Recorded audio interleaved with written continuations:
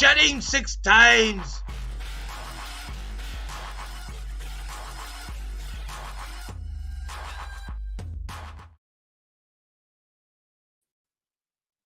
What is going on, horror gang? Welcome to our Shot 'em 6 Times YouTube horror movie channel. As you know, I'm your host, Marcus, otherwise Ghost from Mars. I shot him 6 times, whatever you prefer to call me, as long as it's not derogatory. How's everybody doing tonight? Welcome to Throwback Thursday. Today I'll be showcasing and talking about Maniac Cop, another classic, underrated horror film that does not get a lot of love or attention, in my opinion anyway. And I think it's a really good movie, and I wanted to talk about it tonight and showcase it on Throwback Thursday. Usually Thursdays I try to, pick out a movie that, is either underrated or not even underrated at all, just a throwback movie, to discuss and talk about. And this is the movie I decided to choose because this is one of my favorites. It's one, like I said, it's highly underrated in my opinion. I don't think it gets a lot of love at all. I think it's one of Bruce Campbell's better films outside of Evil Dead, you know, and I wanted to have a discussion about it on the channel tonight. So anybody who's watching this stream, welcome. Thank you for joining me. And as well, shoot that like button. And if you're a new viewer, subscribe to the channel. Support is greatly appreciated. Any returning subscribers, you already know, show some love. Shoot this stream a like. Helps the channel out a ton. Before we get into everything, I'm going to check out the comments. We got some 13 comments. What's going on? We juking a little bit. What's going on? Val, what's going on? How you doing tonight, Val? I don't know if you reached out to me in a message, Val. I left my phone at work. It's been a busy day. You know what I mean? I've been moving around all day. I have not had much time to really get anything done in terms of anything I wanted to do for the channel outside of this tonight. You know what I mean? So if you did shoot me a message, I did see you shot my Facebook page for I shot him 6 times. Like I didn't get to see if you sent me a message or whatever so we can plan for the Rocky Horror Picture Show watch party or whatever. But if you did, I'm gonna definitely take a look at that message after the stream tonight. Bob, what's going on, buddy? How you doing tonight, my man? Conrad, what's going on? Hope everybody's doing well tonight. How's it? How before we get in, how's everybody's day go? Before we delve into talking some Maniac Cop, I want to know how everybody's day went. Mine didn't go too bad. It was okay. Like I said, just just frustrating, especially at the end because I left my phone at work. I use my phone for a lot. You know what I mean, especially communicating, obviously, and stuff. And sometimes I just like to. I feel like it's easier to operate, especially even doing stuff for the channel from my phone than from the laptop. So I'm just not sitting up there and all day and stuff like that. I can move around and whatnot. But yeah, I mean, just a really busy day. I don't know if you can tell I'm a little tanked. I'm not as animated as I usually am. Kind of taking a little slow roll tonight. Using tentacles, like and subscribe. We're the best community, no judgment here. That's right. That's right. Conrad, like, subscribe, hit that bell on everyone. Yes, thank you guys. Thank you.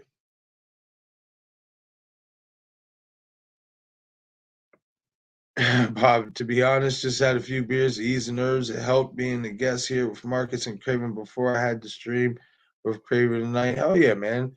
Nothing wrong with having a few beers, take the edge off. Nothing wrong with that at all.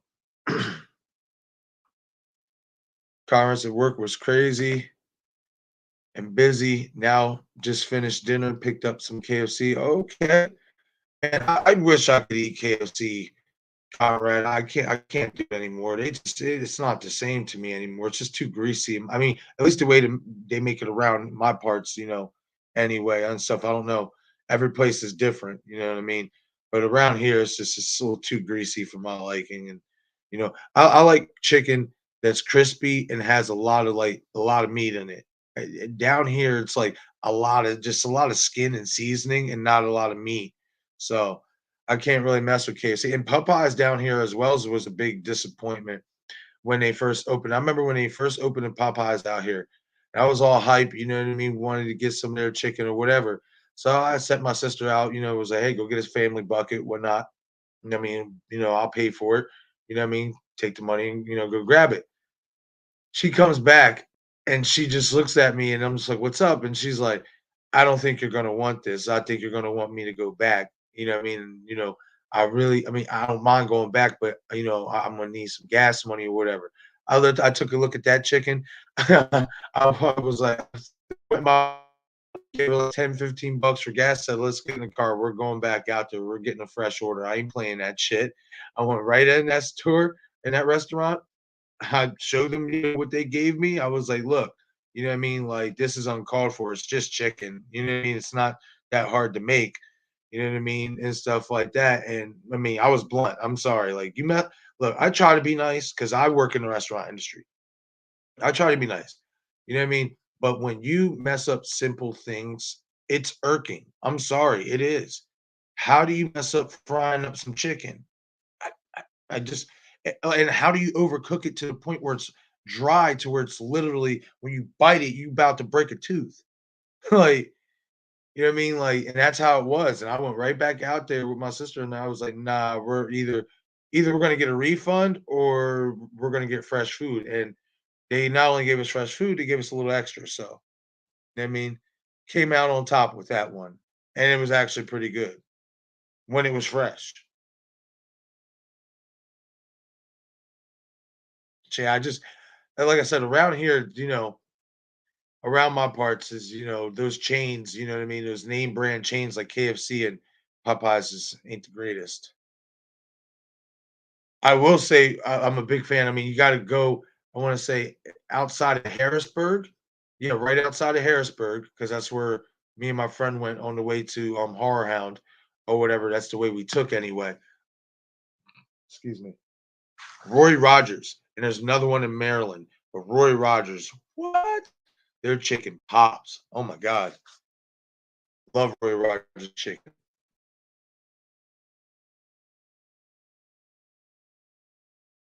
Bob says, okay, just taking it easy today.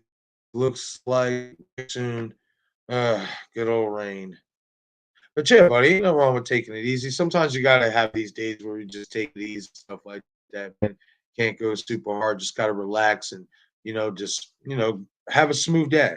Slow roll shit.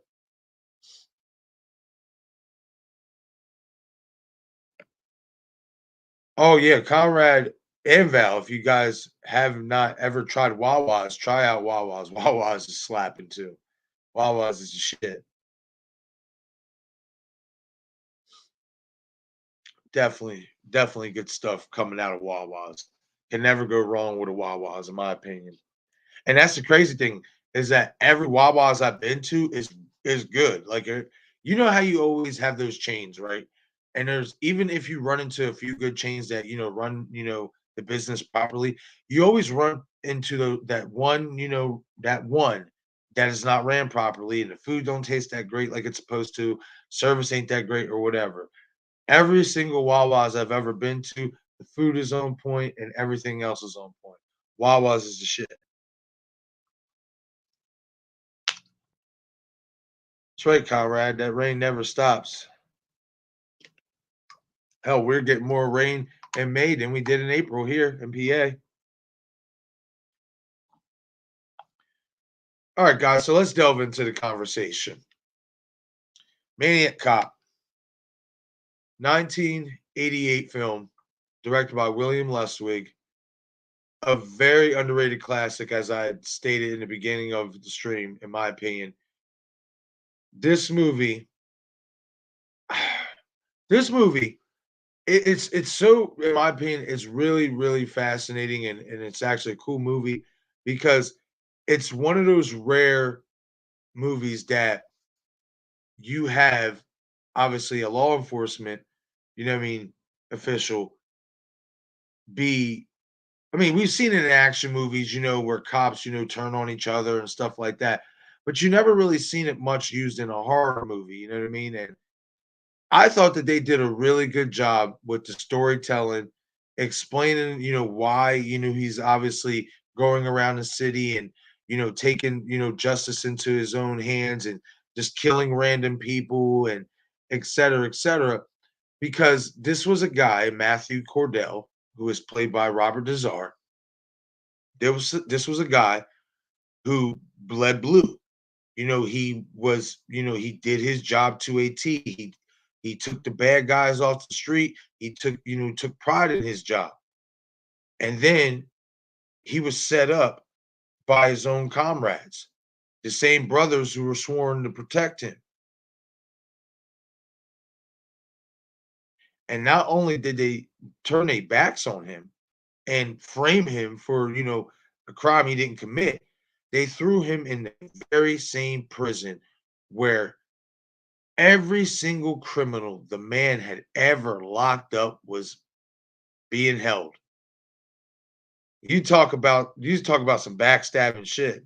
You talk about a hell of a story, you know. So then obviously we get to, where they jump him in the bathroom scene and they cut him up and, they do all this, do all this stuff to him. They basically left him for dead. Well, they did think he was dead. And, as we find out, we find out later in the movie he has a girlfriend, who's on the inside. You know what I mean? If I'm not mistaken, she was the evidence clerk. Yes, she was the evidence clerk. Yes. And she had kept secret and paid off the coroner to keep secret that he was actually still alive. And I just thought that it was a really fascinating story for the simple fact is, I mean, it's I don't like to get political with shit, but in all honesty, if like this is a type of movie, and so honestly, you could fit in today's time. In all honesty, and with all the social injustice and everything going, whatever you want to call it, what have you, and stuff like that. But not even just that, not even from that type of lens or perspective. You know what I mean? Just the fact that you see a police officer. Usually, it's obviously police versus civilians. It's never really you see police versus police. And not only did, like I said, did he was he killing innocent, well, not innocent, he was killing criminals, but innocent civilians. He was doing this all to lead up to the day he was going to take out the entire police department and let it be known that he is alive and that he is taking everybody down with him. Everybody in the department who framed him, who turned their back on him, he was going to get his revenge. And in my opinion, I think that's a really cool story, in all honesty, because I'm gonna put it this way, it's kind of like real life. There's in real life, cops turn their back on each other. It's not, there's crooked cops, in any state, any year, whatever. Cops turn their back on each other. And this was a prime example of when you actually do wrong by a good cop, what could happen. He was a really good cop. He wasn't a bad cop. He was a decorated cop. He took his job with pride. He was the type of police officer that you wanted police in the streets because he was going to take down the bad guys and not be biased about it. And usually, what happens with good cops who usually care, this is my opinion, you know what I mean, and stuff. This is just my opinion. Usually, the good cops, they get overshadowed by the bad cops. You know what I mean? That's just my opinion. And I think this movie was a classic example of exactly that. You had this cop who was decorated and loved his job.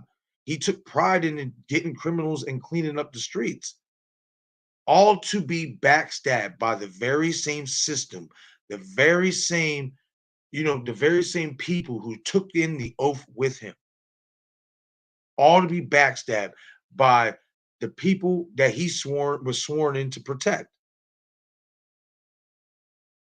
It's an incredible story, in my opinion. It's a story that, in all honesty, especially when you look at it from a horror movie perspective, you would, in all honesty, see this more as an action type movie.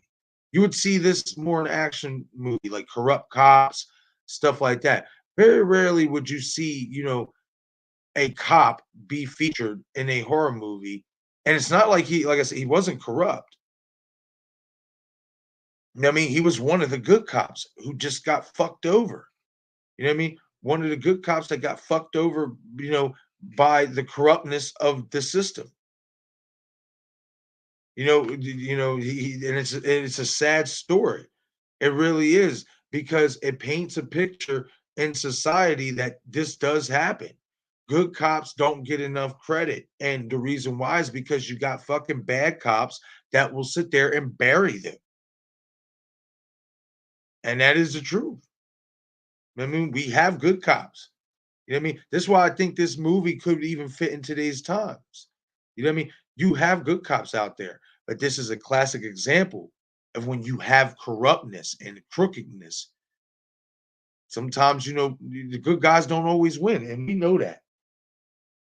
But what I loved, I want to get into the character of Matt Cordell, though. What I loved about this character is when he kind of had, in my opinion, a Michael Myers esque type ambiance to him, the way he scoured the streets, you know, with the baton or whatever. But it was obviously the case for his knife, his blade, and he's just winging it, like this, or smacking it in his hand, walking down the street, and the music's playing, and the score is playing, and he just had this ambiance to him. You know what I mean? He just, I can't explain it. He just had this ambiance to him, and this creepiness, but yet because he is wearing a police uniform, you kind of feel safe up until obviously he unleashes. You know what I mean? But I really thought that they did a really good job. Robert Dazar did a fantastic job of catching the ambiance of that. You know what I mean?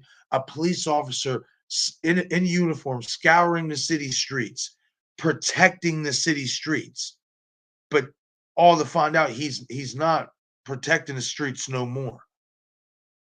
He's turned his back on society and to the streets the way the system turned their back on him. But I always love the stalking. I always say that the stalking, that in my opinion, is what he's doing. When you think about it, when he's scouring the city streets, he's stalking his next prey. He's stalking his next victim. And that, in my opinion, that is a really Michael Myers-esque type ambiance. And I thought they did a really, really good job of incorporating that with this character, especially being that he is a police officer. You know what I mean? And it's not far-fetched for police officers, especially in big cities in the middle of the night, to be in your uniform patrolling the streets on foot. I thought they did a fantastic job, creating that ambiance. Like it was just I thought they did an incredible job with that, creating an ambiance like that with that character. It was well needed, especially being the character is a police officer. Like it's just really, really cool how they did that. And then obviously we got stars like Bruce Campbell. Like I said, in my opinion, this is one of the better films he's ever done outside of Evil Dead franchise. And you got him playing Jack Forrest. We'll get into his character and why he fits into this story as well. You know what I mean? We have Lauren London. Yes, Lauren London or whatever, who plays Teresa Mal. We have the great Tom Atkins, who plays Frank McRae. Like, they had a really good cast in this movie. And just, in my opinion, this movie just did not get any credit, you guys. I don't understand why. Like, it was a really good movie. It was a really good movie. Great story. You know what I mean? The kills were pretty solid. Not overdone. Not nothing really fake. You didn't really see no like fake makeup or nothing like that. You know what I mean? Like it was just really, really well done. Really well done, especially from Matthew Cordell's standpoint. I love how they went into detail explaining why he is doing what he is doing and what it is leading up to. You know, all this killing and all this backlash is leading up to when he's just going to go mop the entire police department and get rid of everybody who backstabbed him. Like, not to mention, he did exactly what they did to him by framing Bruce Campbell's character, Jack Forrest, for the crimes because he murdered Jack Forrest's wife, as we find out in the beginning, towards after the beginning of the movie, when we're introduced to Bruce Campbell, he's cheating on his wife. She catches him in the act, and on the way back home, Cordell catches her and kills her. And as the bodies pile up, it's all starting to point back to Jack Forrest. And that's how Bruce Campbell's character fits into this movie. He is the new Matt Cordell. He is the one who's being framed because he as well is a good cop. And he is being framed, much like Matt Cordell was a good cop and he is being framed. That's brilliant storytelling, in my opinion. It may seem easy, but it's really not. It's not that easy to tell this type of story, especially in reverse. You know what I mean? And when it's not, and when it's not a regular person, and it's actually from the lens of a police officer. You know what I mean? Like that's brilliant storytelling. Check out some of you guys' comments here.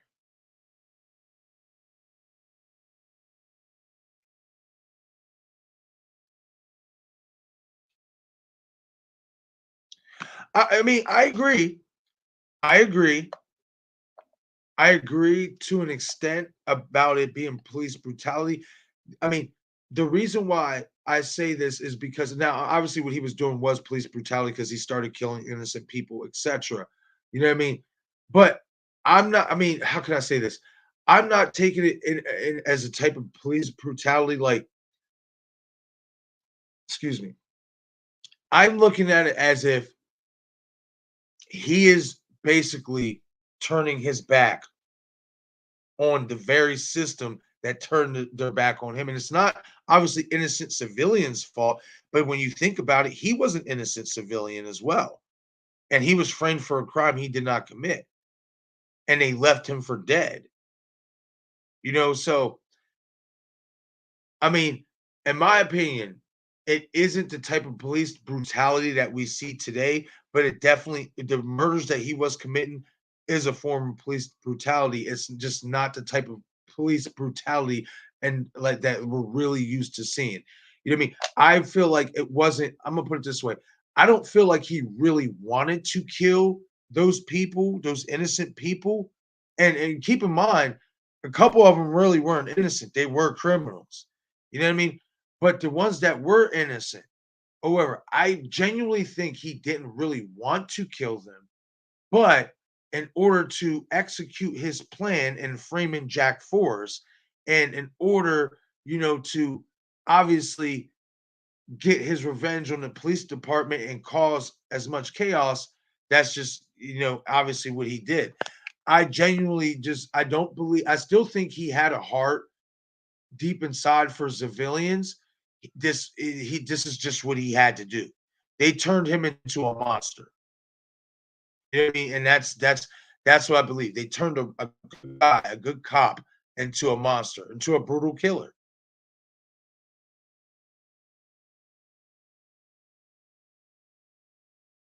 Exactly, Conrad. Facts, Bob Hunt. Yeah, Conrad. He was one of the good cops. He was a great cop. He was a great cop. You see how many fucking criminals that was locked up in that prison when he was walking his way down the aisle that he locked up? That tells you how great of a cop he was. The entire bottom and top tier was filled with criminals that he had arrested. Like every single one of those criminals, as soon as they saw him walking that aisle, they all start giving him that mean mug and start pointing at him, whispering in each other's ears. You know what I mean? I also thought that that was also a cool shot in the movie when he is walking that aisle and you hear that creepy, that kind of creepy score that they use for that scene and stuff like that. And it's just a real slow walk. And he's clenching his fists because he's getting angry, because he's, obviously handcuffed, but he's clenching his fists because he knows what awaits him. And he sees all these criminals looking at him, whispering in each other's ears, making plans on basically what to do with him or what to do about him, etc. Like, I thought that scene, that shot, that slow walk, that real slow walk down the aisle, down the tunes of the prison, I thought that was a really good shot that they captured in that moment. But yes, definitely. He was definitely one of the good cops, and he got fucked over.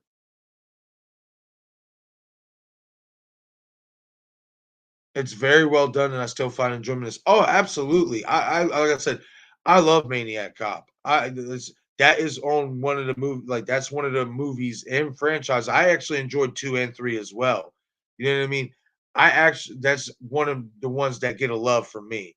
You know what I mean? A lot of other ones get a like. That one gets a love from me. You know what I mean? That's one of the ones I love. I love Maniac Cop. I mean, that's to me is one in much like Night of the Demons is like I said yes, like we said on Monday and like said yesterday, this is one of the most underrated horror movies. I mean, a lot of people might consider not so much horror, like more suspense thriller, but it still falls in the same category in my opinion. You know what I mean? This is one of the most underrated horror slash suspense thriller movies of its time. Really well written story, really well crafted. And the crazy thing about it is it wasn't like there was no it wasn't no supernatural element to him until obviously later, in the second and third ones. That's the only thing I didn't like about the sequels is that they kind of made him supernatural after that. I didn't agree with that route, even though I didn't. Actually enjoyed the movies itself. I did not agree that they turned him into supernatural, kind of like a demon, like a zombie in 2 and 3. I didn't like that at all. I will say that. However, you know what I mean? In this movie, what I really enjoyed is the fact is that, you know, he was still alive. You know what I mean? They thought he was dead, you know what I mean? But he turned out he was still alive and he even though he was a human being, you know what I mean? He was still like obviously because he has a certain set of skills as a police officer, combat training, marksman training, all that stuff. Like when he tossed the dude up in the air and bang, bang, bang, shot him like he was a bird in the air, that's killing the entire movie. Like that was sick. Just toss him in the air and then bang, bang, bang, bang, bang. Good. I think put 4 shots in him, if I'm not mistaken. That was a cool kill. Like, yes, it was really well done. It really was, especially from a storyline standpoint, because the least what you don't want to do is have this cop, just scouring the streets, killing people for no reason. You know what I mean? There has to be a reason, why this guy who was sworn in to protect and to serve us, there has to be a reason why he has turned to the bad side. And they did a really well written storyline explaining why he turned to the dark side. You know what I mean? Because once again, the same people that swore brotherhood, the same system that swore, that when he took that oath, he had that immunity that, you know, they basically that immunity, that brotherhood, and they abandoned him in that brotherhood, left him hung out to dry. But just the storytelling, everything was really well done. I agree with you, Bob. Definitely. Really well done.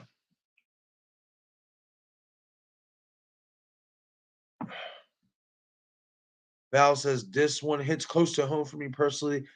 Uncle killed in a lot of dirty higher ups did my family wrong after. I'm sorry to hear that. Val. Honestly, that's I need a cigarette on that one. Honestly, you know, I that's fucked up. Like, and that's the thing that bothers me the most. You know what I mean? Is the fact that we have good cops out here, and once again, they don't get the credit that they deserve. They don't get this the fucking shine that they deserve because you have these corrupt motherfuckers higher above them that just want to sweep shit under the rug. And that shit's not cool. It's not cool at all. It's not something I fucking condone in any sense of the imagination. Like, and you know what? A lot of these guys are risking their lives to protect and serve us. A lot of them do have good intentions. A lot of them have bad intentions. But the ones that have really good intentions, the shortest end of the fucking stick, and it's fucked up because those are the ones who do get killed in the line of duty and don't get no credit for the service that they put in. And then their families are left to, to pick up the pieces, and the fucking corrupt higher ups just treat the families like utter shit, complete and utter shit. And it's pathetic. It really is. Again, Val, I'm sorry. I need to go get me a lighter real quick, guys, because I need to smoke on that one.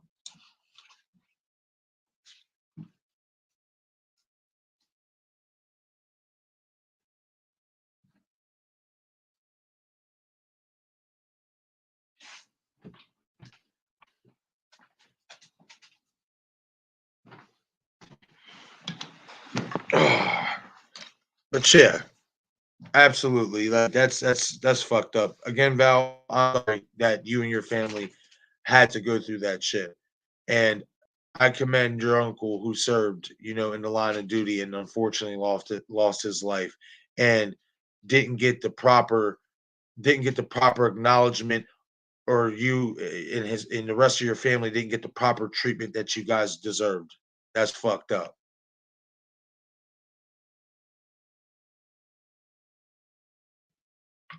Comrade says you see it all in the news all the time when a good cop wants to stop the corrupt cop and they turn on the good cop. Absolutely. Yep. You see it. You do. You do see it all the time.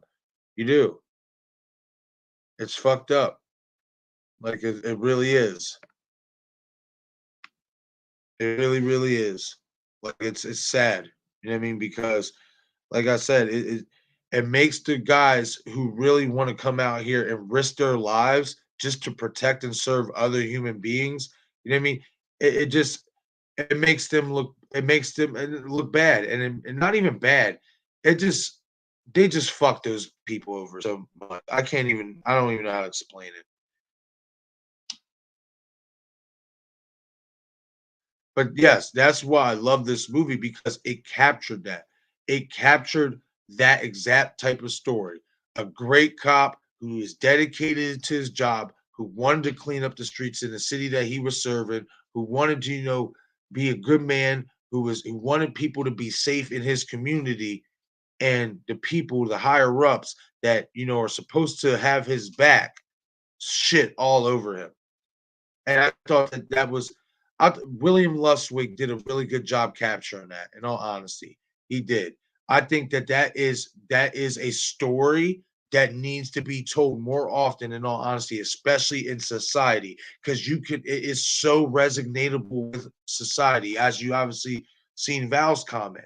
You know what I mean? It is so fucking relatable to society, and it's just incredible job by William Luswig. Making a story showcasing and pointing out that that does happen. You know what I mean? That good cops get shit on by the bad, corrupt fucking higher ups all the time. And unfortunately, there's not enough good cops. There's not enough of them to really, and even if there is enough of them, unfortunately, a lot of them don't feel safe to speak out about it because they don't want nothing to happen. They don't want nothing to happen to them and their families, and it's fucked up that they get put in that situation.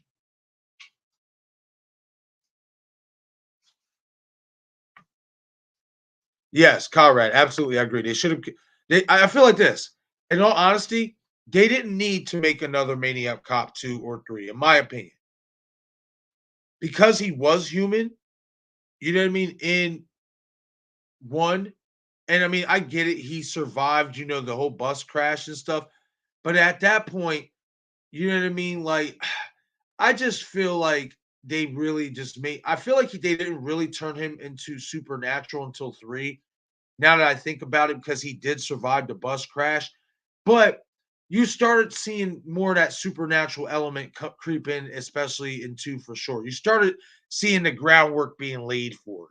You know what I mean? I didn't like in three how they did the whole voodoo, stabbing of the sacrificial lamb's head to bring him back. I didn't like that, you know, but yeah, like they should have kept him. Well, like I said, they shouldn't have did any more movies at all. What they should have did for the ending is ended it as him actually dying, in my opinion. Honestly, they should have ended it with him actually dying. And if not number one, being that he obviously still was alive, you seen him creeping up from the water in the end. And number two, they definitely should have killed him when they burned him on fire. That should have been when he was dead for sure. You know what I mean? When I think about it, I can give a little bit more leniency to him being alive, at the end of one, because it's not like he got shot in the head or really got shot or stabbed or nothing like that. He did get, that whole fucking that thing through his shoulder or whatever and the bus crash, but that I don't think that would have been enough to kill him, especially being that he was going, he was crashing into cold water. We all know this, especially if you have an open wound. If you're going into like cold water, that water will fucking stop that bleeding. So you won't bleed out.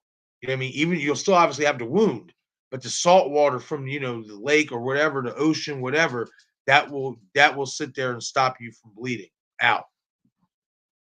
Quick interesting story about why that is true is I don't know if you guys ever heard this story about so I want to say maybe over a decade ago for sure, but the Susquehanna Trail, um it was attacked here on the Susquehanna Trail here in Pennsylvania or whatever, and it's actually made nationwide news and stuff like that. This guy ran up on it made it on like forensic files and all that. Like, yeah, it was national. It was definitely national.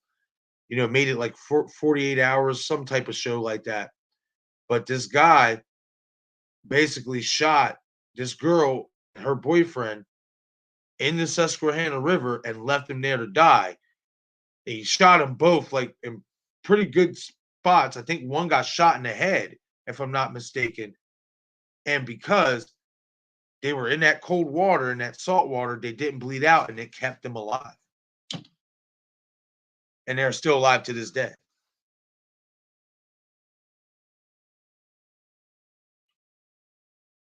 Amber, what's up? Hi. Thank you for stopping in. I appreciate it.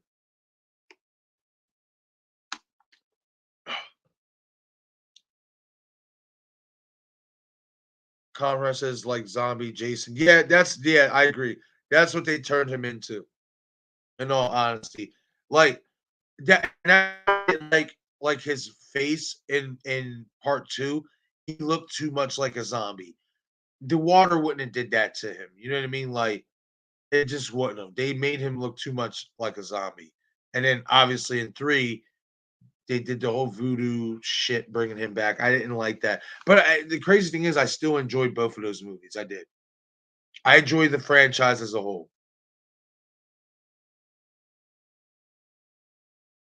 Yes, Val, that was my favorite kill too. That was just such a sweet kill. Oh, up in the air like a bird, and then bang, bang, bang, bang, bang. That was sweet. That was. And I have to say, probably my second, I'm going to say second favorite kill, it would have to be the entire police station scene. Like he just cleaned house. He went on the rampage, and I loved it. Excuse me.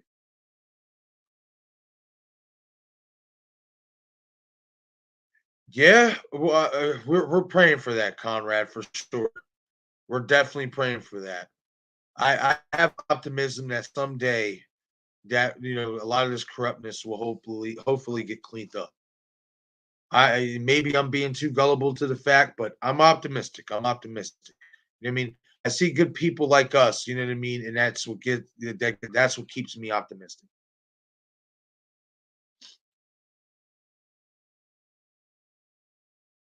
Definitely, Conrad. They really do. This world needs more kindness. Absolutely. Absolutely. I always say this. You know what the problem is with the world nowadays? We don't do what a lot of us, you know what I mean, don't do what we used to do. What we actually do here, you know what I mean, in this community and stuff.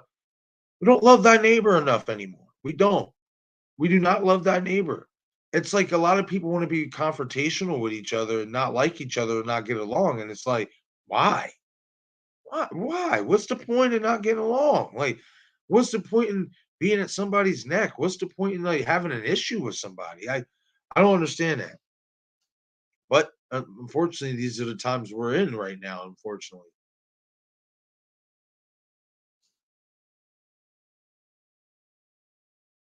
All right, let's get into the character of Jack Forrest, Bruce Campbell's character. What do you guys think about him? I'll give you my opinion, and I want you guys to chat and let me know what you guys thought about Bruce Campbell's performance in this movie and his character as a whole. My opinion, Bruce Campbell did Bruce Campbell. I mean, he did a great job. You know what I mean? He played, the shitty, husband who was cheating on his wife, who gets framed, you know what I mean, for these murders. But he also did a great job of reminding you that he is a great cop in his own right. He's a good cop as well. He's one of the good guys. He's not a corrupt cop. You know what I mean? He just happened to find himself in the middle. You know what I mean? If I'm not mistaken, I think he did have something to do. I don't want to say he had something to do with Cordell, getting framed or whatnot. But he had, I forget, because it's been a few months since I watched the movie, so I have to go back and watch it again. But I think that he was involved in some type of way. He was involved in some type of way, but I don't think it was like the bad way. Like, if I'm not mistaken, was he Cordell's partner? If I'm not mistaken, if you guys remember, I'd have to go back and watch the movie again. You know what I mean? But he was involved in some type of way to where Cordell obviously felt the need to frame him or just chose him to be framed because much like him, he's a good cop. You know what I mean? And stuff. So, but I like Bruce Campbell's role in this movie. I mean, obviously, I didn't like the fact. I mean, obviously, he was cheating on his wife, but obviously, it stuck. It made sense for the storyline purposes because then, if Matt Cordell doesn't kill his wife, then how does all roads to these murders, these crimes that are happening, how does it point to Jack Forrest? The wife has to die, and the wife has to catch him in the act and then get killed in order for him to get framed.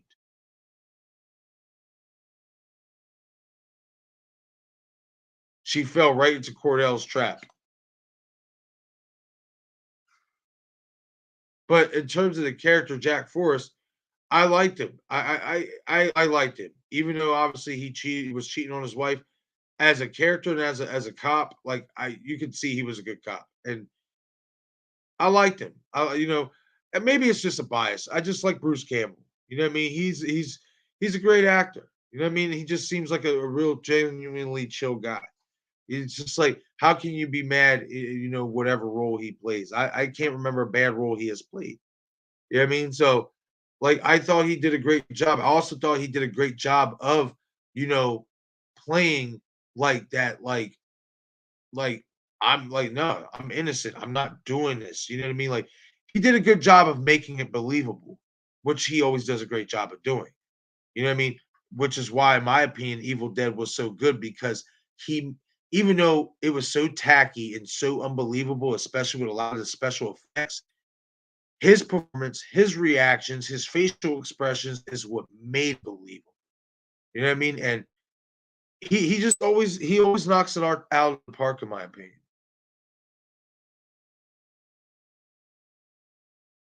Just always knocks it out of the park.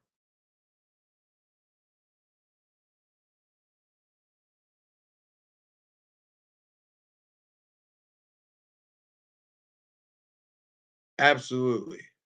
Absolutely agree with that, Conrad.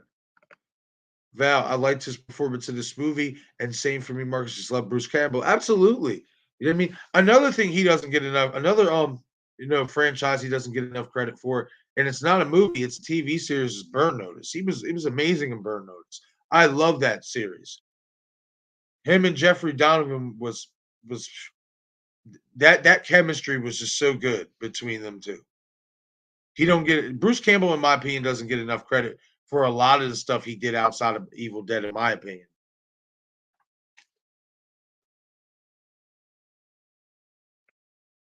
Conrad says he did a really great job. He had flaws and made mistakes, but at the end of the day, he was an innocent man who they were trying to frame. He was a good cop. Yes. And that's and now that I'm thinking about it, I mean, I think that's basically his whole moral involvement.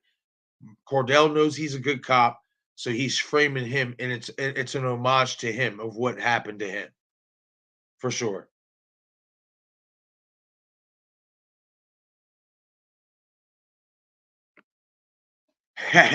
Conrad or have a fun argument like me and Marcus do with our views on Sam and Tara. Hell yeah, man!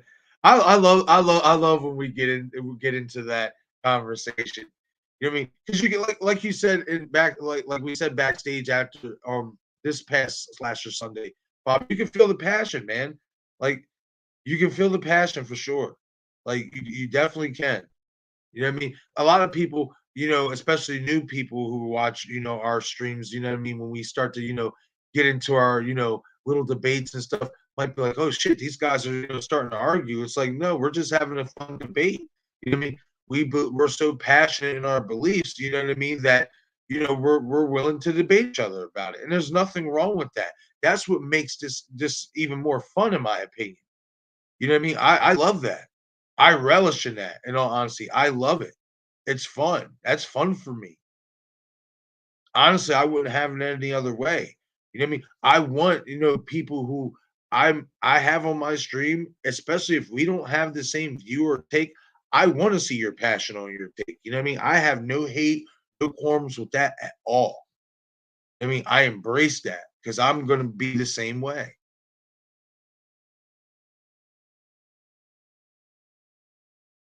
Burnout is a great show, and I like Bruce Campbell's one episode cameo in the show Charmed.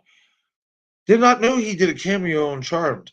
I watched Charmed a little bit when it first came down. I liked the first, I want to say 2 seasons, and then after a while, I just, especially after Shannon Doherty, kind of fell off with the show. And then don't get me wrong, I liked Rose McGowan in it and stuff, but I like the original. You know what I mean? I like the original three.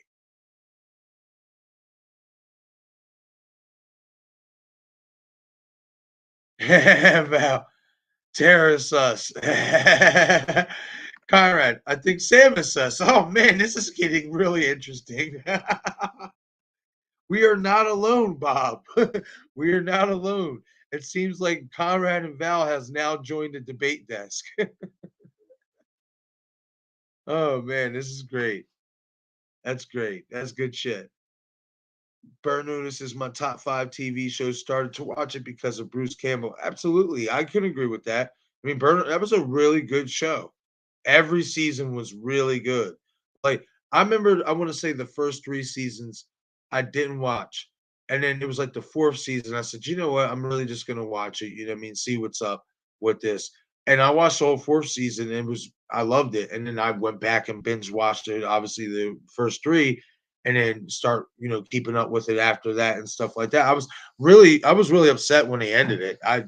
You know what I mean? I was hoping it was going to keep it going, but as we know, sometimes all good things come, some good things come to an end. You know what I mean? Especially when there's not much story left to tell. So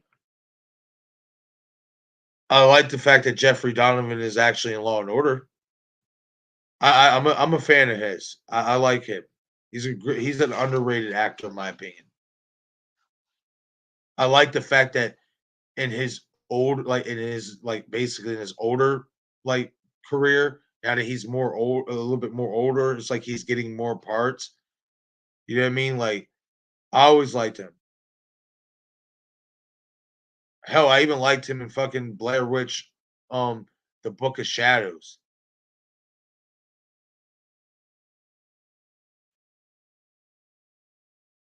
Absolutely, Bob. Sorry, typing in caps working while watching. Oh no, you're good, Val. You're good. Hey, thanks for sticking around while you're working. You know what I mean and stuff. Like I appreciate it.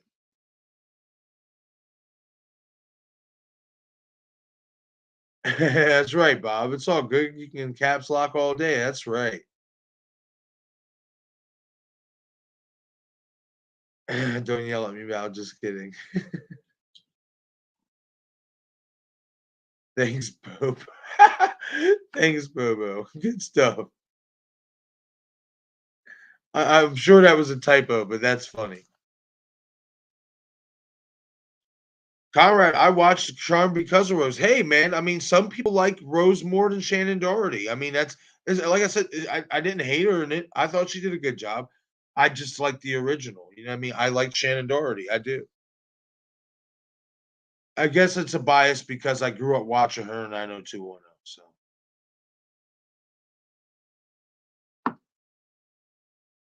and plus, I don't know. I just like the original. You know what I mean? I just like the original cast. I just do. But Rose did do her thing in it. She was good.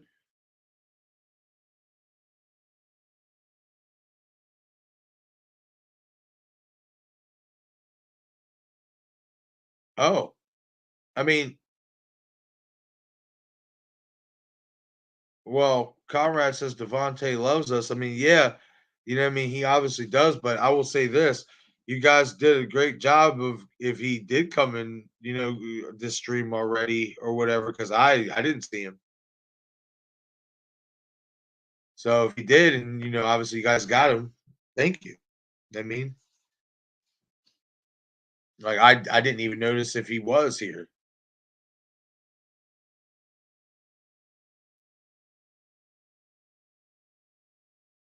All right, so let's get on to the next character. Teresa Mel, played by Lauren London. What do you guys think of her character? I liked her. I did. Even though she was obviously the mistress or whatever, I liked her because it wasn't like she was just like any ordinary mistress, who was just, messing with, Jack, because, it was just convenient or whatever. She genuinely loved him. She was in love with him. She genuinely loved the man. And she was another one, another great cop. You know what I mean? Like really good at her job. And I just liked her character. I liked her character. I don't know why.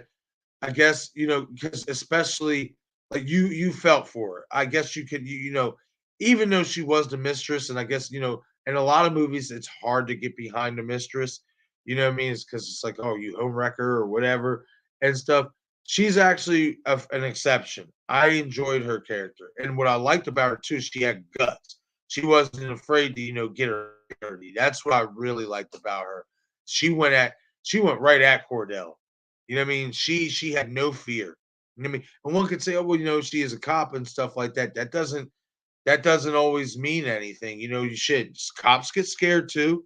Shit, there's plenty of videos out there. You see, cops running away from civilians or whatever and stuff. Hell, I saw a video where a guy was fucking running around butt ass naked with a machete. The cop goes to try to, comprehend or tries to go to comprehend him or whatever, is to reprimand him or whatever, and the motherfucker starts chasing him with the fucking machete, and the cop starts running away. I don't know if you guys ever watched that video, but like that shit happens. You know what I mean? So what I really liked about Teresa Mal's character is that she was tough. You know what I mean? She was gritty, but you saw the emotion in her. Like I said, she wasn't just like any ordinary mistress who was a slam bam, thank you, ma'am. I genuinely believe Jack was in love with her. I think he fell out of love for his wife, and he fell in love with her, and she fell in love with him. She even went on to state that in part two, when he gets killed and she's being interrogated, by McKinney, and stuff, and he thinks, maybe she killed him, and she's like, I would never kill him. I loved him. You know what I mean? And McKinney goes on to say, well, maybe you loved him too much. You know what I mean? And stuff like that. You know what I mean? But like she genuinely loved him. It wasn't like she was just a slam bam, thank you, man, booty call. You know what I mean? So I liked her character, and like I said, I once again, like, she just did a really good job of being gritty, you know what I mean? Getting her hands dirty, you know what I mean? You don't see a lot of pretty cops, especially really wanna dive in and get their get dirty. She was willing to go right into the fire, and I really appreciated that with her character, I did.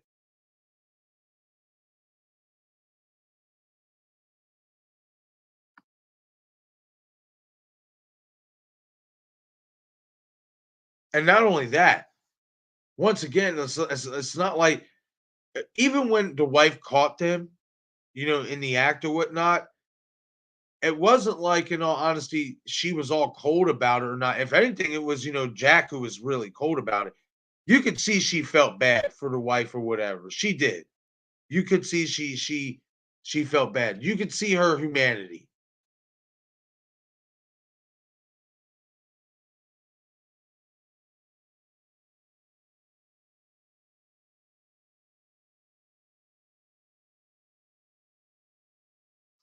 Amber, hey girl, you're good. I know you've been up all night. You had a you were busy trying to get your house cleaned and all that. You're fine. I appreciate you stopping in. I do. Marcus got to try to get some sleep. Got a huge date this weekend to rest up for all. Listen to the voice messages I left you when you get a chance. Have a great day. I will definitely do that after the stream, Amby. I got you. I will definitely peep your voice messages out for sure. And definitely get some sleep. Have a nice night. Good night.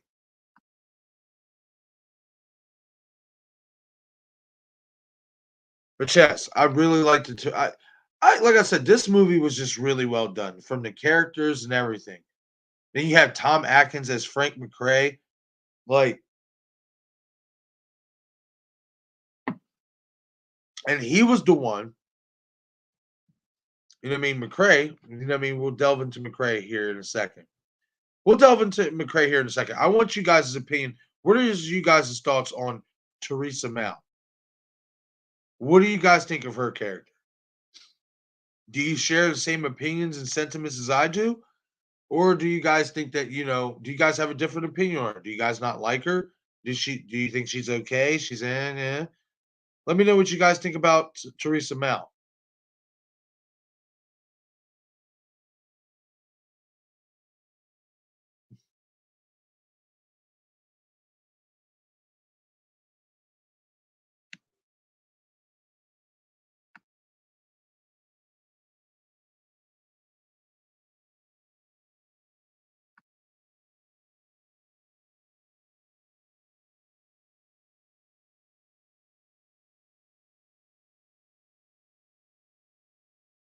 Oh, everybody's showing love to Amber. That's right. Definitely get some rest, Amber.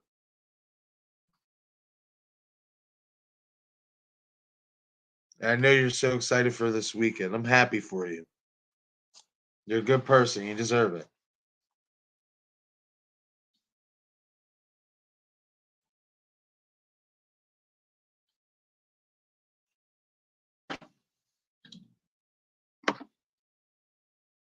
But yeah, guys, let me know what you guys think about Teresa Mel. What do you guys think about Lauren London's character? Did you guys like her? Did you not like her? Like, how do you think? What do you rate her performance? What do you think about her performance? I thought she did a great job. I thought they all did. I thought everybody, all the main characters, Robert Dazar, Bruce Campbell, Lauren London, Tom Atkins, I thought they all did a great job. It was a great movie. Like I said, this movie is so underrated. Nobody understands the star power this movie had. This movie had star power, you guys. I think this might be the most underrated movie with star power.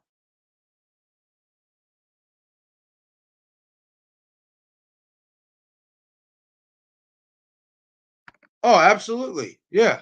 She felt remorse. She wasn't the typical mistress. No, and that's what I think that's what gravitated me towards her character even more than I would originally thought I would have. That's what really gravitated me towards her character is she wasn't just a typical mistress.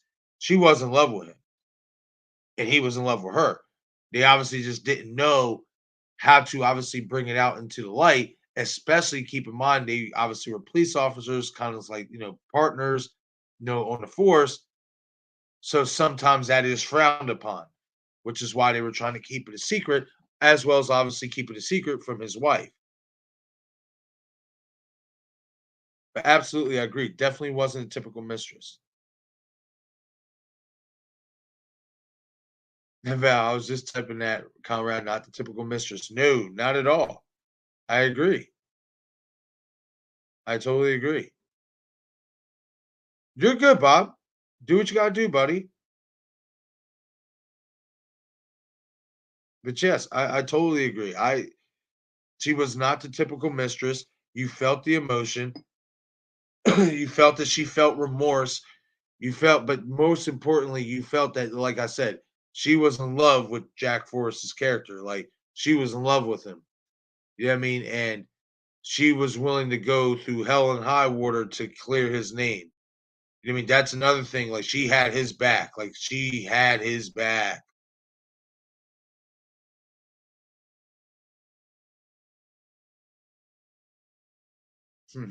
Conrad says, "I'm reading your mind, Val." All right, so let's move on to Detective McCrae, Tom Atkins' character. You know what I mean? Once again, another solid performance, in my opinion, by Tom Atkins. What I loved about his character the most is that he was the one who was trying to clear Cordell's name. He was the one trying to tell everybody that he was alive and that. He tried to tell everybody that he was alive. And he tried to tell everybody that it wasn't Cordell who committed those crimes or whatever, and that he was framed. He tried to tell them that what if he is alive, right? And this is him doing this. The reason why he's doing this is because you guys framed him. He knew exactly what he did. He figured it out. And he tried to warn everybody, and nobody wanted to listen to him. Nobody wanted to listen to him. I loved it because he did his homework. He did his homework on everything. He did his homework on the entire Matt Cordell case. And he found out that they fucked him over. And he found out that he was alive, that it was never proven that he was dead.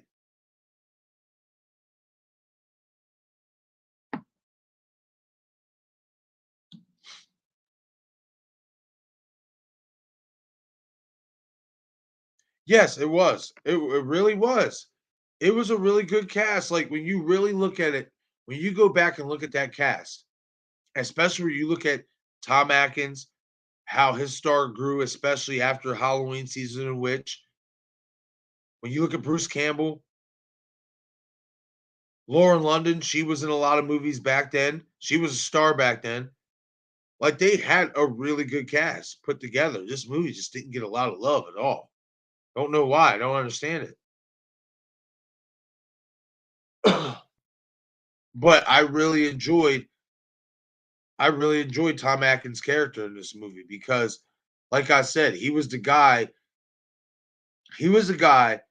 who was willing to look outside the perspective from what everybody else wanted him to look at. They wanted to keep him looking in this direction, and he was like, "No, I'm looking in this direction because something is not right here." And there's a reason that if he is alive and he's committing these murders, there's a reason why he's doing it, and I'm going to find out why.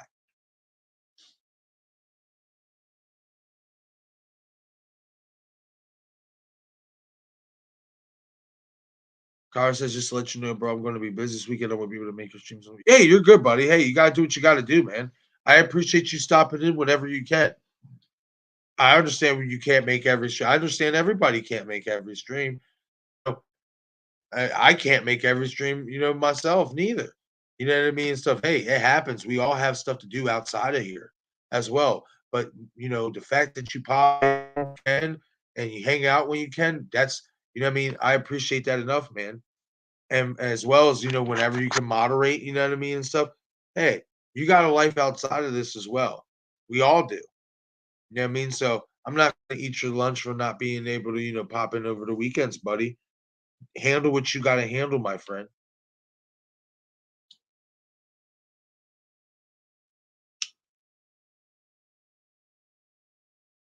But absolutely love Atkins's character in this movie.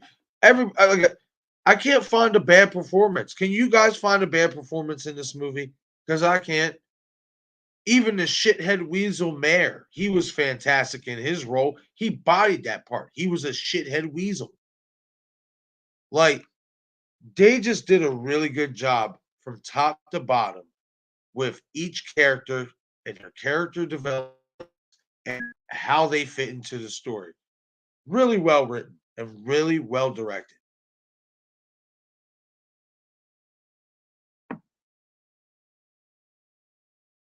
But I love McCrae.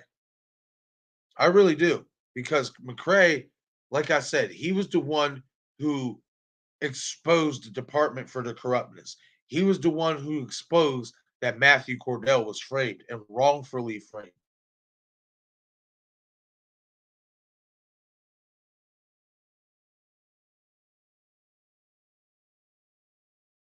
And he was stopping at nothing to prove that point. Because if I'm not mistaken, yeah, at one point in the movie, they wanted to kick him off and basically tell him like to stop like investigating this, and he wouldn't stop.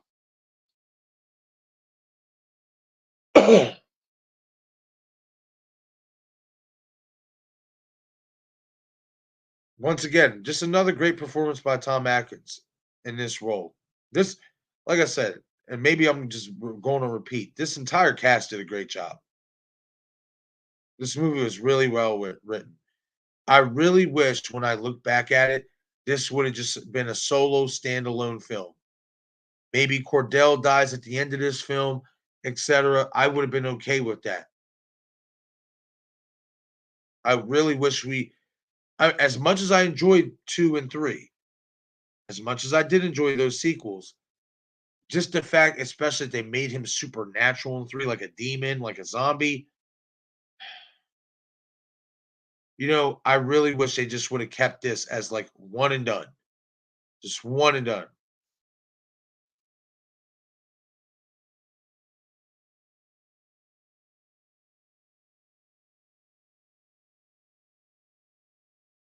Conrad said it could be lack of marketing. Well, I'll say this, Conrad. Think about this too. 1988 was the year Halloween 4 came out. And on top of that, at that point, that's when the slasher genre was starting to slowly die a little bit. Even though this isn't a slasher, well, it is, yeah, because he does use a knife, and stuff like that. You know what I mean? It can be considered a slasher, yeah. You know what I mean? But given that we were in the times of sequels and stuff like that, and especially, I genuinely believe because of Halloween 4 maybe coming out, maybe they came out around the same time. I don't know. I'd have to check their release dates and stuff. But because of name brand, you know, already notify already know a franchise with a fan base that could easily hurt a good movie, a great movie like this with even great actors. Easily, really, really easily. And I think, especially in '88, in that time, I don't think what a lot of people back then realized what they had in this movie. You know what I mean? This was lightning in a bottle. It really was.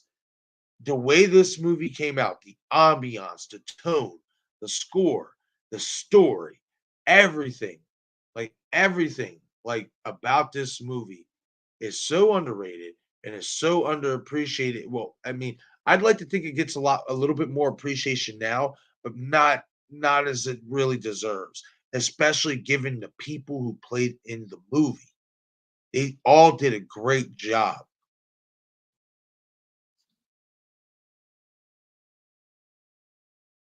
But that's not impossible though, Conrad. You could be right. They could have been lacking marketing. They definitely could have.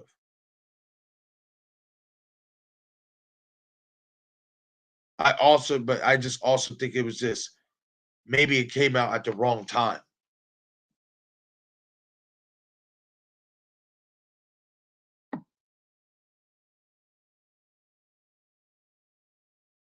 I can't. Tom always brings his energy in everywhere. Absolutely.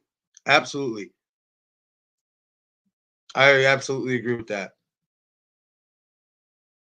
He's the reason why I warmed up to Halloween Season of the Witch.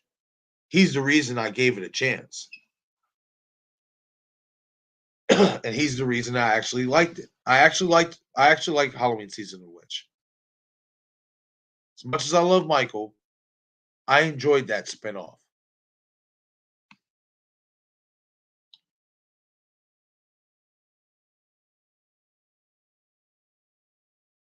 All right, guys. So now that we basically went through all the characters and stuff like that, what I'm going to ask you guys is, would you want to see this movie remade today? I think it could be done, especially with the times and the state, the world has been in the last few years. I think it could be done. I know that they were during before the pandemic hit, they were going to turn this. They were going to make a Maniac Cop TV series. I read an article about it, etc. Now, from what I took from it, it was not going to be nothing like the movie. And I just, when I heard that, I just really, it broke my heart because, in all honesty, you could turn this into a TV series and it be successful as well. You know what I mean? In my opinion, anyway, I think this could be turned into a TV series if you're following the original character, etc. This could be turned into a TV series and do really well. If I were to do it as a TV series, what I would do is the first half of the season, you follow Matt Cordell, get to know him more, the man, not the monster. You get to know the man more. He's a great cop. But then obviously as you roll along, you start to see, them starting to frame him and set him up, etc., etc. And then obviously in the second half of the first season or whatever, that's when we start to get what we have in the movie. Thrill me, thrill me, thrill me.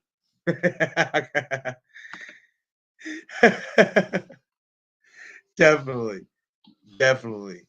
Thrill me. I love that. I love when Craven does that. That's my shit. I'm not gonna lie. That and I'll be there. That's just classic. And emotional damage. I gotta give it to Craven. He has some good like overlays, like little punchlines that he can throw in there and stuff. He picked some really good ones.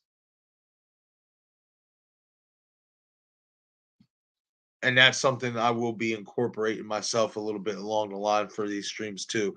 Finding like certain overlays, like reaction overlays, how I would react or something like that and stuff. Got to always try to improve stuff. You know what I mean?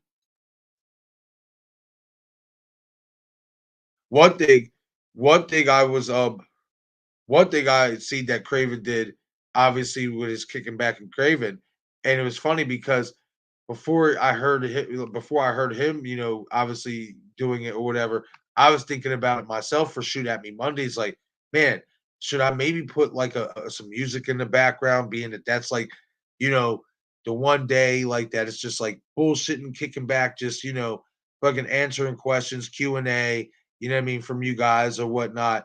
So that might be something I definitely incorporate as well as some music. I'm not 100% sure yet if I will, but I'm kind of leaning towards it. I kind of have been for like the last week.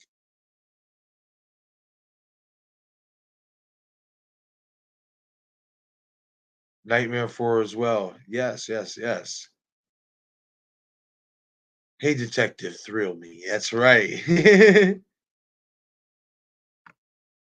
Pop says, well we know I'm a take Cookie Woman. I know that's right. Yes, absolutely, Conrad. The score was amazing. It really was. That was another underrated part of this movie was how well the score was conducted. Like I said, when he's scouring, the streets, especially when he's, going back and forth with his baton and he's playing with it and he's smacking it against his hand and stuff, that score that It gets elevated, it elevates, and I love that score, especially when he's walking the city streets. That shit was so tight. I loved it. So tight. Loved it, loved it, loved it. Bad. Loved it. This would be a perfect time to remake this movie. It really would. I agree, Conrad. I really do. I think it would be. You know what I mean? I really do. You know what I mean? I do. You know what I mean? And stuff like you could it would be such a good insight and perspective, especially to people who really use their minds. You know what I mean? And stuff to what good cops go through. You know what I mean? In all honesty, I think it would be really an insightful fucking movie, even though obviously we have violence and you know what I mean, and stuff like that. And obviously he's gonna turn into a bad guy, what have you. You know what I mean? I think it's a really good fucking template to go on of how you can see a good cop become fucking bad. You know what I mean? Like, and this is just not even by the higher ups or whatever, framing him or whatever. Let's look at it from this perspective too. Look how many good cops got to get thrown undercover, right? Undercover drug operations, especially the drug operations, and they got to play a character and they got to start taking drugs and doing shit like that in order to not blow their cover. People don't understand that type of shit fucks their brains and their lives up too, because then it becomes an addiction. They become that character that they're portraying in front of the criminals that they're around. You know what I mean? So yes, I agree. This would be a perfect time for a remake. Perfect time for a remake. And I don't know about you guys, but given the overall size of Robert Dazar, because he was a big guy, who I would not mind seeing play this role? Tyler Mane. I think he would actually do really well in this role. I didn't mind. I would say I didn't have an issue with Tyler Mane playing Michael Myers. The only issue is he was just too big for that character. Entirely too big. He did Michael Myers well. The mannerisms, the walk, the over excessive grunting could have been left out, but that was all Rob Zombie. But the way his mannerisms were, the way he talked, the way he stalked and stuff like that, I thought Tyler Mane did a really good job at that. And I think given his overall mass and size, he would be a perfect fit to play the new Officer Matt Cordell. That's just my opinion, guys. What say you guys? I do agree that this would be a perfect time for a remake, whether it be a TV series or a movie.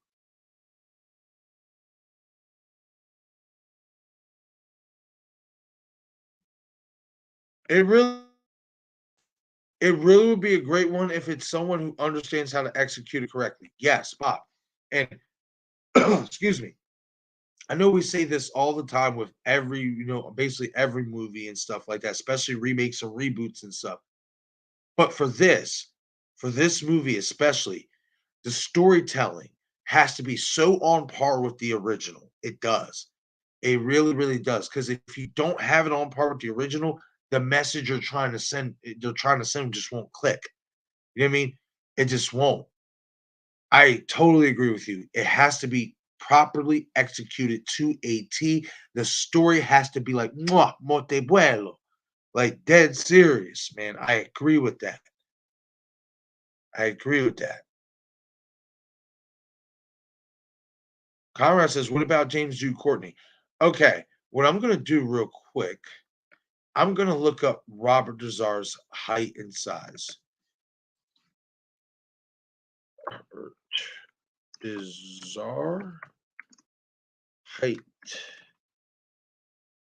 weight. Oh, that's very, very interesting. In all honesty, you know what I mean? in all honesty, being that Tyler Mane is a good 7 foot, actually James Jude might actually be a better fit, Conrad, because he's around the same size as excuse me, as Robert Dazar. Robert Dazar was 6'2", 200 and some change. Now, obviously, in my opinion at least, James Jude might have to bulk up a little bit, maybe gain a good, unless they're gonna obviously no, they can put body, put body weight, the bodysuit on him. Yeah, he could put a bodysuit on him. But given his height and stuff like that, yeah, I would like that.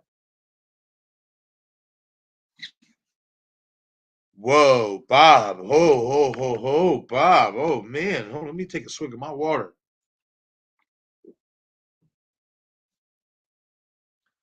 Costas Mandalore would play an excellent Matthew Cordell. I am a big Costas Mandalore fan. Big Costas Mandalore fan. It's funny you brought him up because I was literally the other night when I think I was done doing a stream. Yeah, I think it was Monday. Yeah, Monday when I was done doing the stream, I stayed up a little bit and I was watching CZ's World. I watch his YouTube channel. I catch his videos every time to time. And he, does, the history and stuff like that. And I saw he did a timeline history on, Mark Hoffman, Costas Mandalore's character in Saw, as we all know. And I watched that was like a good 40-minute video, whatever. And I just watched it because I like Costas Mandalore a lot. I love that character he portrayed as Mark Hoffman in Saw. I liked a couple other movies I've seen him in and stuff like that. He did a couple underground movies and stuff like that that I caught him in. I know there was one movie that I saw on the Sci-Fi Channel that had him in. It was like kind of like he looked like he was in some Indiana Jones type outfit, like in a cave and shit like that. I watched a little bit of that, you know what I mean, and stuff. It wasn't too bad of a movie, but him in general, big fan of Costas Mandalore. I would love to see him get more parts in these type of movies because he does such a good job, especially as an antagonist. Man, like he's just such a he's such a damn good bad guy. He's such a damn good bad guy. He said that you're it's just like wrestling. You're rooting for him as a heel. You know what I mean? And he's another one.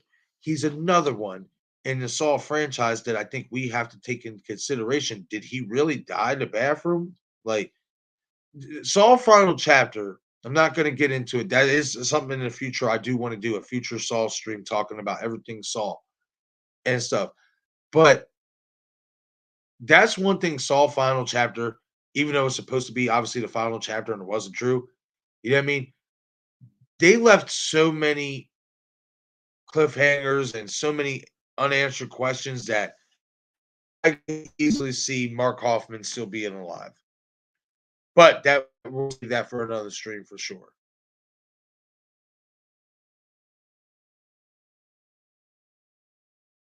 I don't mind making. I don't mind remaking films that people don't know that well. Exactly. See, and good thing you brought that up, Conrad. I'm glad you brought that up because another reason why I think this movie could be successful if remade and obviously done correctly is from a story arc standpoint is a lot of people don't know about Maniac Cop or there's no real appreciation for this movie. So if it would be remade, of course, we know about it, but a lot of people who didn't even know about it back then, this would be fresh to them. This would be like, oh, this is a new horror movie. You know what I mean? Until they realize, oh wait, hold on, there was a 1988 version. Holy fuck, I didn't realize. I didn't even realize that. No, so that was a really interesting point you brought up because it definitely would because it's not appreciated as well as it should be. Not a lot of people know about it, so it would definitely come off as something new and something fresh for sure. I agree with that. I like that. Sam Raimi played a reporter in Maniac Cop. Oh, learned something new. I did not know that. I love his channel. CZ's World. Yes, he's really good. I like him a lot too. I do. I like how he even dresses up in the cosplay and stuff when he's doing those videos and stuff. Really cool guy. I would like to read. I'm gonna probably reach out to him and see if he would like to come on the channel at some point too, talk horror and stuff like that. I like him a lot. Seems like he's a really cool guy too. He has a good sense of humor as well. I love his Screaming Halloween content. I haven't gotten into his Screaming Halloween content as much or whatever and stuff. I'll have to definitely check that out. I've seen a lot of his other, content outside of the Screaming Halloween. Bob says, "Yeah, I want to see more, maybe from him back in another Saw."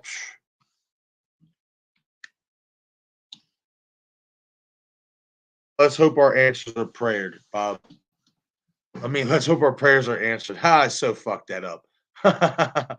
Oh man. Oh, it's cool. That's a good moment. That's a good fuck up moment. We'll take it. But yes, hopefully our prayers are answered, Bob. I would love to see him back in another Saw movie, in all honesty. I'm telling you, man, like I said, they left so many unanswered questions at the end of at the end of the final chapter that you can definitely go many different directions. You know what I mean? If they could, if they choose to. I will say this: I know that they are going to do another movie that is another Saw movie that's not Spiral. And from the articles I read, and I think we talked about this backstage, Bob, after one of our slasher Sundays. They're talking about doing a prequel with Tobin Bell coming back, and it's supposed to be a point of view type perspective from John Kramer. And I'm just like, Jesus Christ, we got 7 films of that. Like, let the man rest in peace. Let Jigsaw rest in peace. And let's answer some of these questions that we did not get answered from Saw 7. Remains to be seen what happens. Remains to be seen what happens. It's kind of like Scarface. That was a remake of an old movie that people didn't know. Yes, absolutely. Yes, that is so true. And even if you go back and watch what the original Scarface was like, 1932, that's a badass movie too, man. If you can handle tolerating watching black and white, picturing, that's a badass film too. Nothing like, nothing like Al Pacino's Scarface, but still was a badass movie.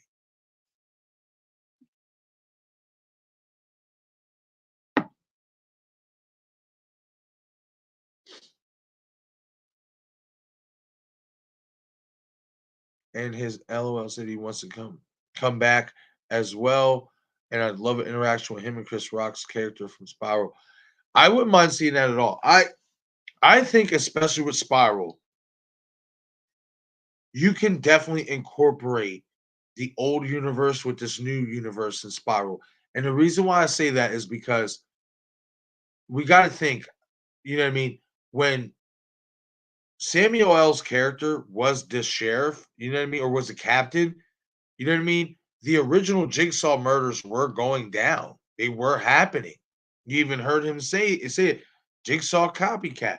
This is going to be difficult. So he's, you know what I mean? Like he knows, you know what I mean, about obviously the Jigsaw, murder or whatever you want to call it, John Kramer, what have you. So, and he was a chief police during the time of the original, in the original franchise during the time events. We obviously just didn't see him as a chief, Marcus Banks, etc. But he was in that timeline. So you can definitely cross over both timelines and put them together, in my opinion, for sure. I will say this. You know what I mean? See, now you guys got me started.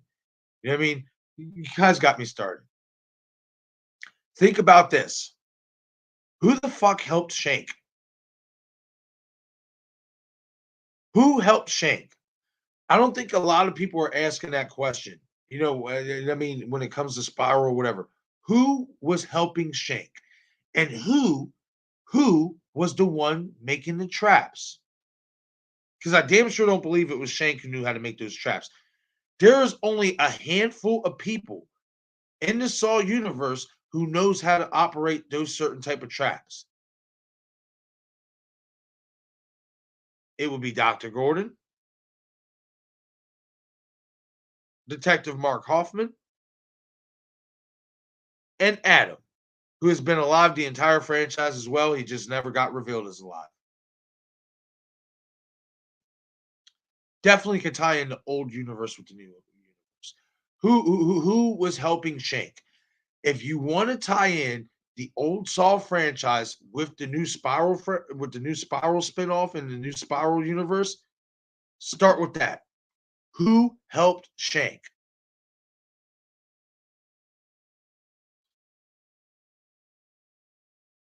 Who helped Shank? That's where it is for me, guys. Who helped Shank? Trust me, it's something that weighs on my head every time I watch that movie. I'm just like, who the fuck is helping him?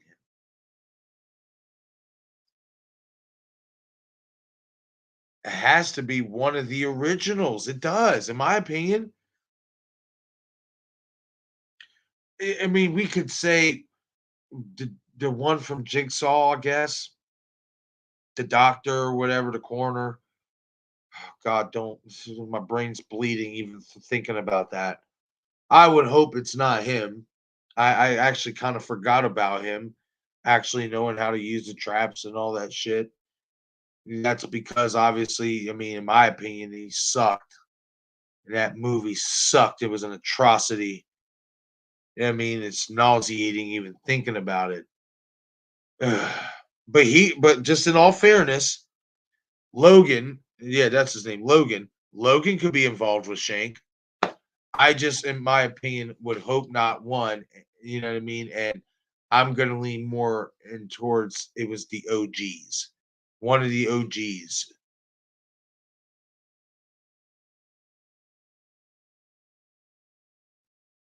because we also got to keep in mind when Hoffman was attacked, there were three pig faces, not just Gordon. Gordon was one, and then we got two of them who weren't, obviously unmasked. They're still out there. Easily, easily can tie in the original Saw storyline with the new Spiral storyline, in my opinion. Easily.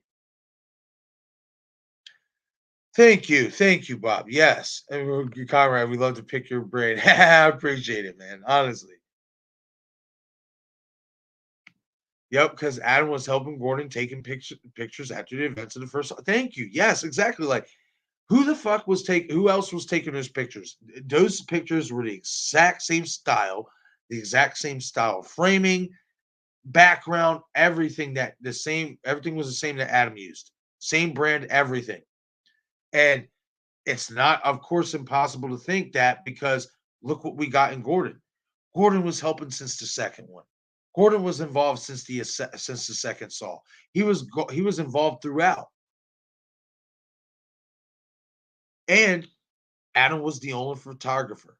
He was the only photographer in the Saw franchise that I can recall. Definitely. I'm on to Adam. He's the Stu Macher of the Saw franchise, guys.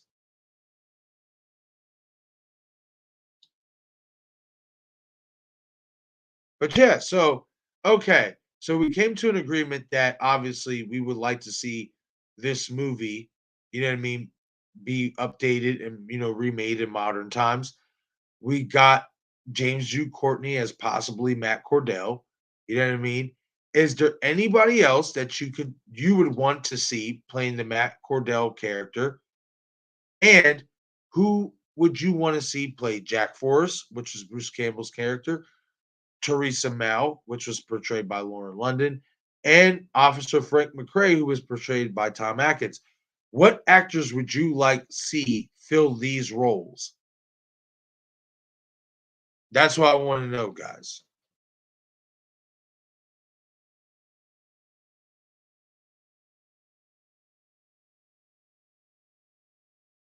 Conrad says Hoffman's still alive. I can feel it. I believe so too. Keep in mind, it's not impossible to think this, okay, about Hoffman and Gordon. What if Gordon decided to go back and try to give him another chance to right his wrongs? It's not impossible to think that because Gordon can't fucking do all that by himself. And he would need somebody with experience if he was going to continue having games and setting traps. He would need somebody with experience on how to be a mechanic. And as we all know, or engineer, as we all know, Hoffman got really skilled under the tutelage of Kramer in terms of setting up games and traps. So it's not impossible to think. It's not impossible to think at all. Or feel, as Conrad says. I feel it too, buddy. Val says, I get a double feature tonight. Marcus's show and the lady in our lobby having a meltdown because her car was repoed. Need more popcorn. Bah. Damn, that's rough. That's rough. Yeah, but you gotta pay that note. You gotta pay that note. You know what I mean? Like you gotta pay that bill, you know? Otherwise they gonna come for your ass. Like shit. Like shit. Good old repo. Every time I hear of a repossession, it reminds me of Operation Repo.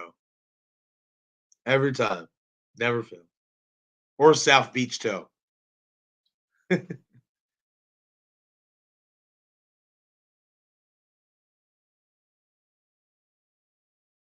Bob, here, Val. Whoa. Whoa.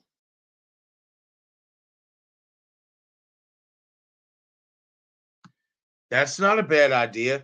The only issue I do have with that, Conrad, is this. Matt Cordell, like in the original, obviously before he became, cut up and disfigured, he was a fairly handsome guy. You know what I mean? Nothing against Derek Mears, you know what I mean? But Derek Mears, he kind of I feel like it would in order to stay with the original, you need a pretty boy, in all honesty, to be Matt Cordell. So that when you do get him all cut up and all that stuff, then you see the gruesomeness. Then you see the monster he became. In all honesty, there's nothing against Derek Mears, you know what I mean, and stuff like that. But Jason, he fit so well for the Jason role is because I'm kind of, I mean, he kind of like he looks like he would be a monster. In all honesty, I'm not trying to be rude. He just does. You know what I mean? Shit. I'm not trying to sit here and trash the guy's looks. God knows I'm not the greatest looking son of a bitch in the world either. You know what I mean? But I feel like in order to stay true, to the original, you know what I mean? He would have to be a pretty boy because that's basically what Robert Zazar was, you know what I mean, before the plastic surgery and all that shit. He was a pretty boy. He was. And I think it makes more sense in terms of when he does start to get cut up and he's scarred and you see it on his cheeks, it would make that would make him look more authentic. You know what I mean? Because you're seeing the monster he became after once being a good cop, a good man, a pretty boy, you know what I mean? What have you, and stuff. But in terms of mass, size, and stuff like that, I wouldn't be against Derek Mears. However, I will say this. I would rather Derek Mears return to play as Jason. I thought he did a fantastic job playing Jason Voorhees and carrying the torch that Kane Hodder passed to him. I think he should try his damnness. If they get these rights situated and they're going to bring Jason back, I think that Derek Mears should try to get back into that because he played a fucking incredible Jason.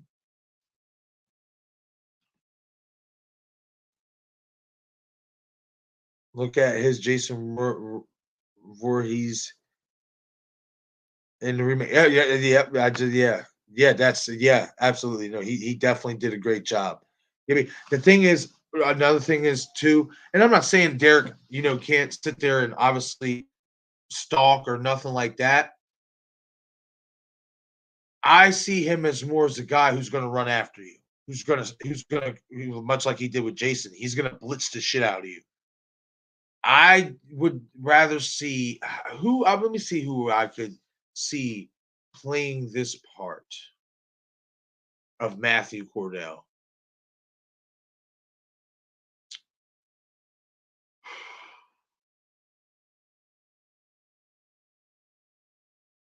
Who could play Matthew Cordell?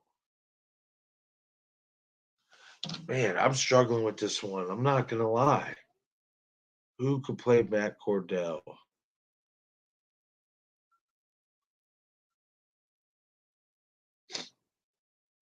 The boy from Matt Cordell. No, not Jared Padalecki. Nah, I was gonna say him, but no. Uh, who could play a good Matt Cordell? Who's kind of big, kind of looks Italianish. Yeah, I don't know. Um,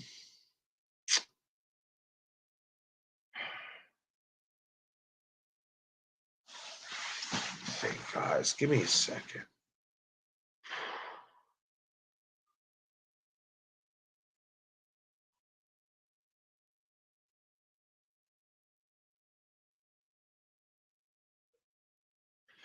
I'm gonna go on a limb. I'm gonna go on a limb, but because he does have some size to him, and because he is like a pretty boy or whatever, and I think especially with the gutting on the cheeks and stuff like that, would make him look pretty gnarly and pretty neat. What about the dude who plays Superman in Smallville? No, it sounds crazy. No, it sounds crazy. But in terms of like mass, the pretty boy aspect, you know what I mean? He might be able to pull that off. Might be able to. I'm trying to think of somebody who kind of more looks like Robert Dazar, though, in all honesty. Like, I'll have to check into it. I'll have to check into it. Bob said, let's hire Triple H, right? Shit. I mean, in terms of just size and mass, he could do it.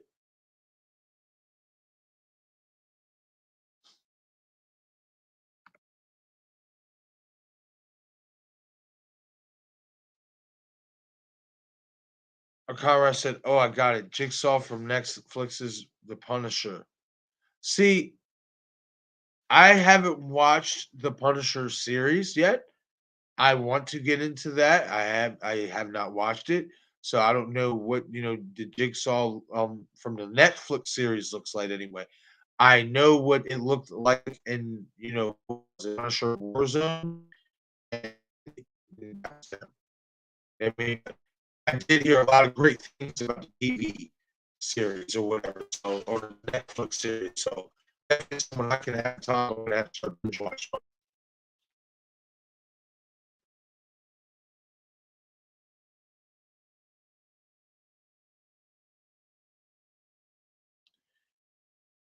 John Bernthal is the guy. Ben Barnes could nail the post. Let me look at these guys.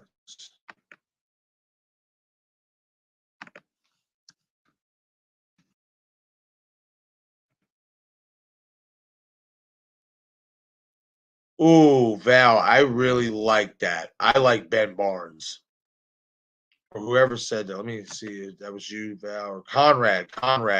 Sorry, Conrad. I stepped away to look at who Ben Barnes was or whatever. I really really like that pick. I really, really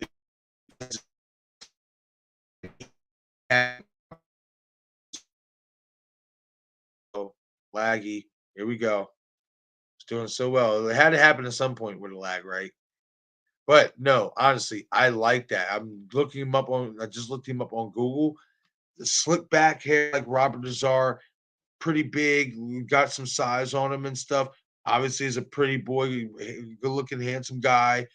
Yeah, definitely could fill that role as Matt Cordell. I like that. I'm gonna check out John Bernthal as well. See what you're talking about there.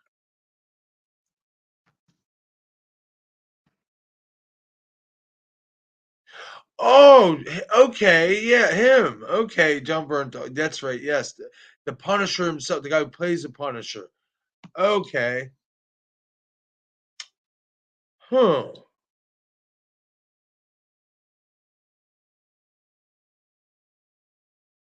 I wouldn't be opposed to it. He would have to see. The issue is I mean, he's 5'11". Like, let me see what the other one is.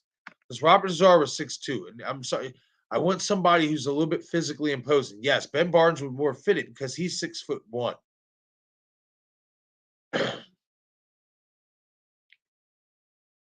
That's right. That's oh my god, I have seen him before. Where he did the fucking Chronicles of Narnia. Holy shit.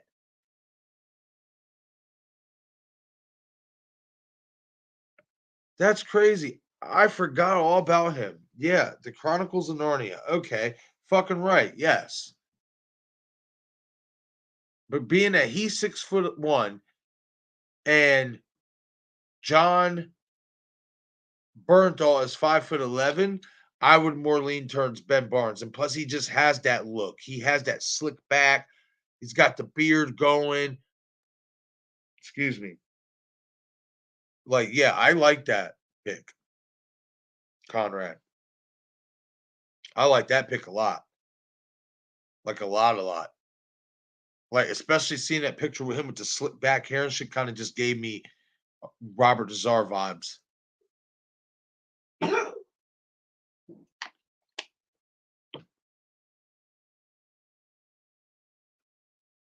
Yeah, definitely. I'm rolling with Ben Barnes. I really like that. All right, gang. I'll say we'll probably go like another 5 minutes here on the stream or whatnot and stuff because I'm not gonna lie to you guys. I am getting a little tired and stuff. I've had a long, long day and stuff, and I'm not gonna lie, I'm ready to turn it in for the night. But I want to go another 5 minutes. 5 minutes, you guys shoot whatever questions. It don't gotta be about, it don't gotta be about Maniac Cop or whatever. Whatever questions you guys want to ask me before the night's over on the stream, boom, you shoot, go for it. Definitely need to invest in that gamer chair, Val, and a chiropractor.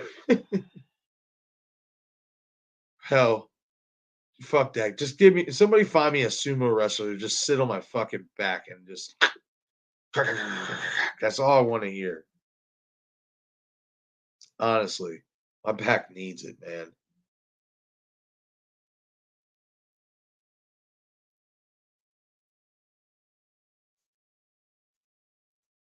But I really like that Ben Barnes pick for Matt Cordell. I do. I mean, like I said, hit me with whatever questions you guys want in these next 5 minutes. You know what I mean? Doesn't have to be Maniac Cop related. I will say though, who else would you like to see cast for Maniac Cop? Who would you like to see cast as Jack Forrest? Who would you like to see cast as Teresa Mel and Frank McRae? You know what I mean? Let me know who you guys would pick. Bob says, I'm about to hit the bed, but great news. Took great news. My mom took off August 11th through 15th, so it looks like I'll be there at Monster. That's right, Bob. That's what. Either way you were going, buddy. I'm just letting you know. But that's what's up. That's what's up. That mom's got off and stuff, and it's like looking like a short thing. And my friend, you enjoy the rest of your night and get some rest.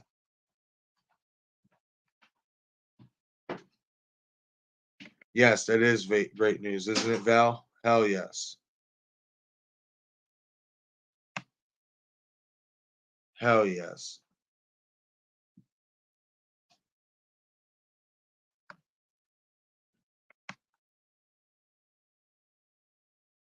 Oh man.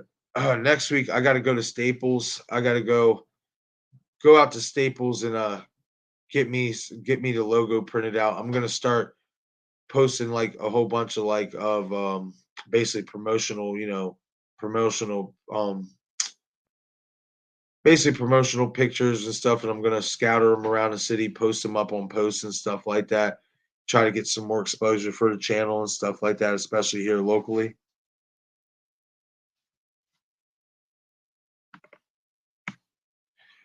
Yeah, now just got to save up for some merch and photos. Absolutely. Absolutely, my friend. Absolutely. Absolutely. It's going to be a blast. We're going to have a great time, man. I can't wait. I'm ready for August to be here.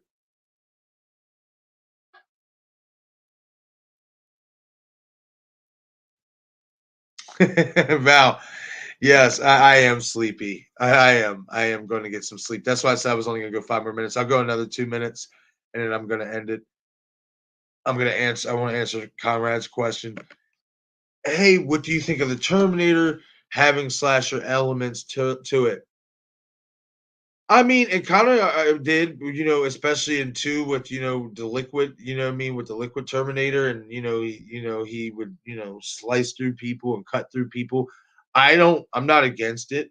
I think that the Terminator, in all honesty, is a machine that can operate at any type of level and any piece of machinery it can, especially if you are like liquid like he was in two, and he had all those extra powers. Yeah, so I don't mind the slasher elements at all because I mean the Terminator's what is his name for? He's a Terminator. So that means he's supposed to use any weapon, anything in his will to terminate. So I love it. I love slasher elements in Terminator for sure. Love it. By the way, I'm the getaway driver for the Lillard. Oh my god. Oh, that's great, Val. That is great. Oh, we're all gonna go to jail. Oh man, this is gonna be fucking amazing. I can't wait, guys. I really can't.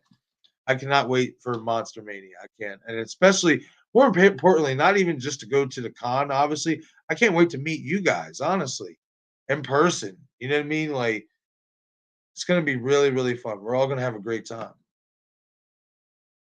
All right, yes, gang. I am gonna wrap it up for the stream. I appreciate you guys sticking it out with me for the stream, popping in, giving me your opinions or thoughts, and just straight up busting it up with me.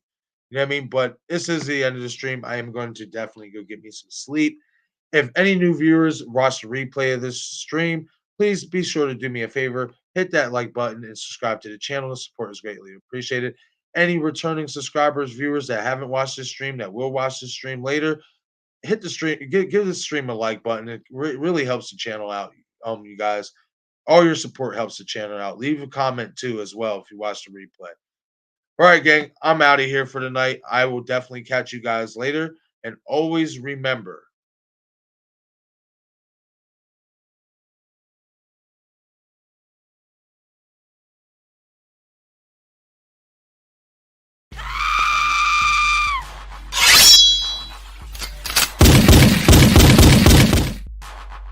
I shot him 6 times.